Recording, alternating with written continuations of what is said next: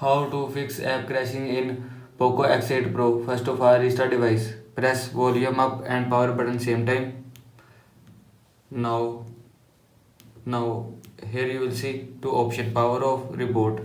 And if you want to restart device, then swipe down this icon. After swipe down, restart your device. Now go back.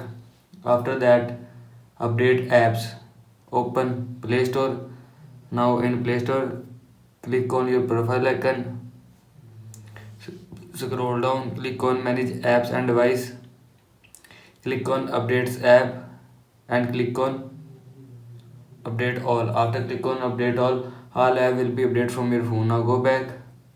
After that, software update. Again open setting. Scroll down. Click on search bar, search update software. Now click on system updates and click on update. After click on update, your phone software will be updated from your phone. This is how you can fix app crashing in Poco X8 Pro. I hope so you like this video, and thanks for watching this video.